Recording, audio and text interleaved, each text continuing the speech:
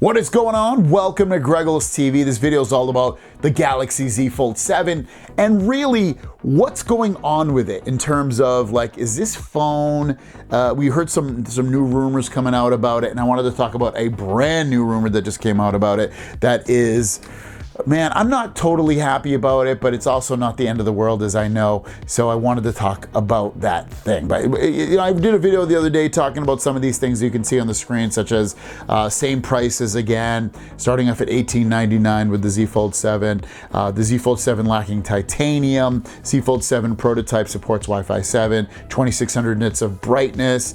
It being improved with the ProScaler AI software for that display.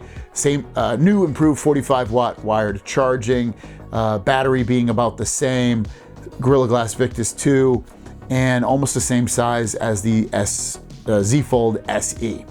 But the newer thing that came out about it is that the Galaxy Z Fold 7 should come in storage allotments of 256, 512, and 1 terabyte, 12 gigabytes of RAM again, powered by the Snapdragon 8 Elite worldwide. There's rumors that it might have run with the Exynos, but I guess they're having some issues with that.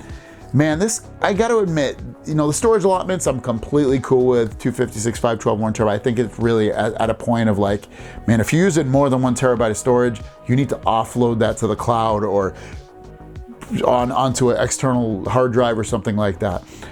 But 12 gigs of RAM, again, this thing's gonna run great. You look at the S25 Ultra phone with basically the same setup, and it runs flawlessly. It's smooth, it's fast. But at the same time, we're looking at their competition. OnePlus has 16 gigs of RAM. The new Pixel Folds have 16 gigs of RAM. Even the regular Pixel Pro phones have 16 gigs of RAM. But Samsung staying with 12, and Samsung's a premium brand. And if on paper I'm a consumer and I see this and I kind of know what it means, I don't know if I would be like, you know what, I'm gonna grab that Z Fold or I'm gonna grab that S25 Ultra. If I saw that the Pixel had 16 gigs of RAM, I might go with that one, even though the Snapdragon 8 Elite destroys the Pixel processor. Or even if I saw the OnePlus, you know, 13 or OnePlus Open 2 when that comes out, those will have the Open will have 16 gigs of RAM and the same processor. I might look at the two and be like, you know what, I'm gonna choose that one instead of the Galaxy Z Fold 7.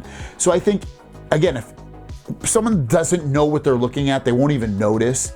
And to be fair, it probably won't make that big a difference in day-to-day operations or most of the things that everyone does. It's more of a feeling that, you know, I am getting my money's worth, and you are, don't get me wrong.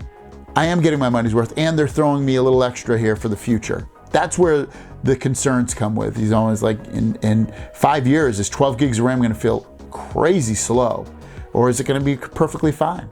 That's what I would be very, very concerned with as AI becomes more integrated into the software, into the experiences that we are able to do with the phone, from processing different pictures and videos and adding things into pictures and videos and removing those, and thinking tasks and communicating tasks. All of that is, you know, turning into AI based.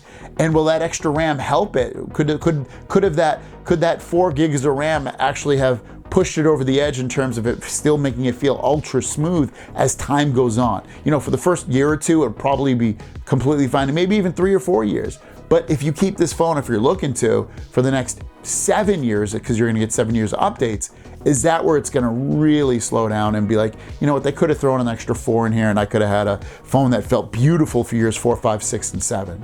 That's my concern with it. Otherwise, it looks awesome. I'm super excited about it. Some of the things that they have going on with it are just things that I'm really, really looking forward to. So let me know your thoughts on this in the comments down below. Have a great day, and we'll see you down the road. Peace.